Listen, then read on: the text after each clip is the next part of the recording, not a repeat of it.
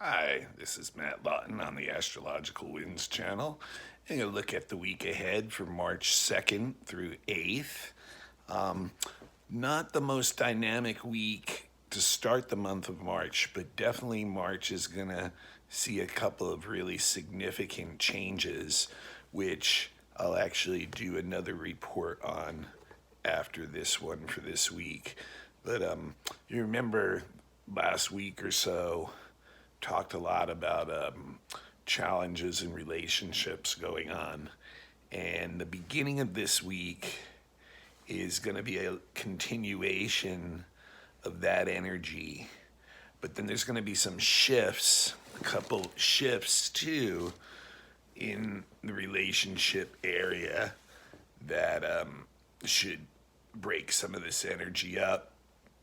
But on Tuesday, Venus is square Saturn, so it's still in a position of reevaluating relationships. The Venus Pluto square at the end of last week may have gotten us to see some things in relationships really deeply, about people that we're close to, and also about how we relate to people. And, it really does trigger a time where you're feeling like you want to deal with some of the deeper issues, stop sweeping stuff under the rug, get stuff out in the open. But the result of that, the Venus Saturn square, can kind of cool us off towards others and really get us into a sober reassessment of our relationships. So that can reach across the board for sure. But that's like I said, exact on Tuesday, and you know we'll be going through looking at that. But then there is going to be some shifts after that, and one of the big shifts is coming actually on Wednesday, when two of the inner planets, which deal with a lot of our everyday life, switch signs. And let's stick with Venus right now. Venus is actually going to go into Taurus. And Venus is just super happy in Taurus. Venus, this is where the goddess gets to enjoy her earthly pleasures. So this is what Venus is really all about. This is about, relaxing within the things that bring us the most pleasure. And that can be, the relationships of the close relationships we have, the material things we enjoy, the finer things in life, luxuriating around, that kind of thing. So like Venus really, is the goddess of pleasure, and this is where she can really feel comfortable in an aspect of energy that she is the queen of. So the only thing that can be a little bit odd with Venus and Taurus is sometimes people can get a little bit possessive about their relationships, and loyal in a stubborn kind of way. So will not will overlook a lot of the issues with loved ones, and but that's also like a higher level of love too, in the sense of being tolerant and understanding everyone's just a human too. So definitely a shift in energy there. I mean, Venus, like I said, in Taurus, it's in rulership in Taurus, and just really, this is one of the places where Venus really likes to be, if not the singular most favorable place in the zodiac that Venus is in. Now, there is another shift, though. I'll stick with Venus just for another couple minutes here. So on the weekend, on Sunday, Venus will actually conjunct Uranus. So that's an interesting shift there too, because it's almost as if maybe we work through some of these relationship issues that we needed to look at, especially during this Mercury retrograde in Pisces 3 weeks. It seems like it coincided with a lot of like looking at relationship type stuff. And now Venus goes into Taurus, where, she is traditional. I mean, she's like very loyal and dedicated to her loved ones. But with Venus being squared by Pluto and Saturn and some of the other challenging aspects it had in the last few weeks, it really has been reassessing a lot of those relationships. So I think when Venus goes into Uranus, it wants to redefine at that point and be like, what are some new experiences I can have in relationships? And whether that's with the people I'm normally with, or am I seeking out new connections? So a lot of times Venus Uranus is really into seeking out new connections with different people, different groups, and that can bring in some really exciting, stimulating energy. But a lot of times it's not something that's like really long term, but we do have Venus in Taurus, so maybe there's some new long term relationships that are waiting to be formed now with this Venus Uranus, looking into like new groups, new people, new connections that are going to really stimulate you. But with Venus in Taurus and also Uranus in Taurus, these could be new relationships that end up being significantly longer term ones than what Venus Uranus would normally bring. So pretty interesting there. And also Venus Uranus can also get us into new forms of art, and either like what we're creating ourselves or what we're attracted to. Any kind of new experience too is really something that's really stimulating under that energy. So like I said, that's next Sunday, and it's after Venus goes into Taurus. So there's a shift in energy and relationships this week. Now, quickly backtracking, going back to Wednesday again, the second inner planet changing signs this week is Mercury retrograde, and it's actually going back into Aquarius for a few days before it's going to turn direct. It's not going to get too deep back into Aquarius, only back to 28 degrees about.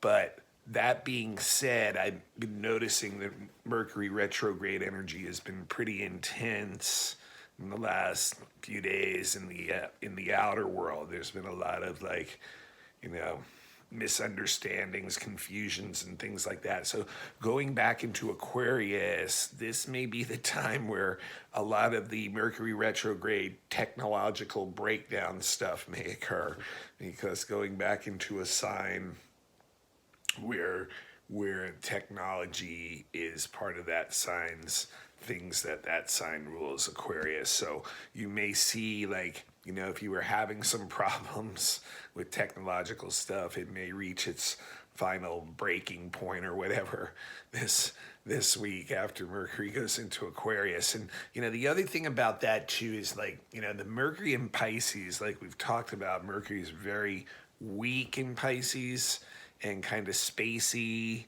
not very, the intellect is not sharp.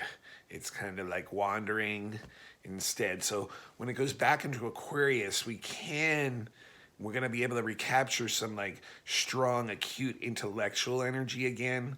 But I think it's going to keep playing into the Mercury retrograde through stubborn, entrenched positions in our ideals and not being able to move forward off of that. So once again, that will likely be how Mercury retrograde will manifest this last week a bit, where it just the communication's not happening and the understanding's not happening between people because they're so stuck on their own ideals and ideas, and it's kind of like they just can't open up and be receptive enough to take other stuff in.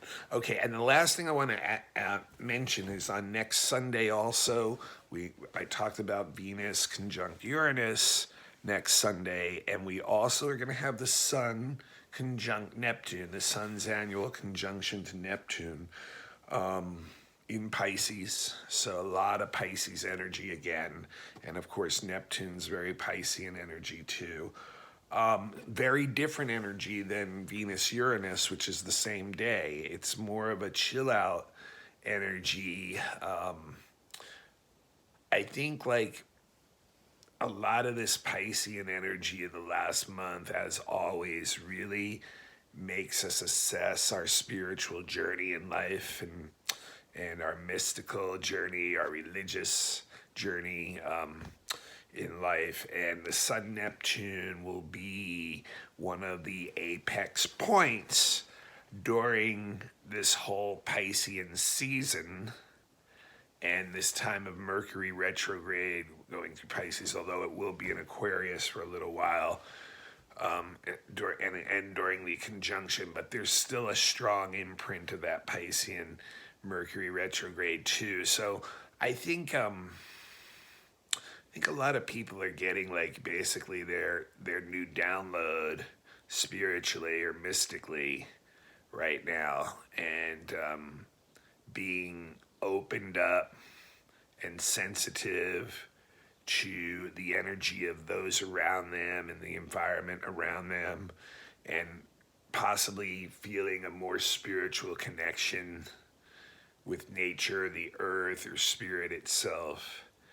And maybe starting to realize the how important that part is in our lives too, not just the material part. So the Sun Neptune conjunction in Pisces is going to definitely support all that, and definitely sensitive to subtle energy, subtle worlds around you, so you can like access other alternate non-parallel realities, things like that, much easier at this time. It's a good time to go on a spiritual quest or journey inside ourselves and try to find out where our spirit guides, where spirit itself is trying to lead us in a time of a lot of change and tumultuous energy going on in the world. It's a time of a lot of self-reflection and looking at how we can download our ideals, our spirituality, our sensitivity to other realities into the everyday reality we live in, and try to adjust things in our lives and in the world around us so that it is more fitting to a compassionate world, an understanding world, a more empathic world, and things that will help not only ourselves but one another. All right, that's it for this week. I'm going to do a monthly one for March really soon, like within the next day or two. There's a couple really big changes in March that you should know about for sure, and a couple smaller ones too that are significant too, that affect our physical world. So until then, this is Matt Lawton, Astrological Winds channel. Matt, MATTHUE 823 at gmail.com. If you need any astrological services, I'm available for a wide array of them. Been doing readings for 20 years and would love to help you out. Thanks so much, and until that March reading, have safe journeys.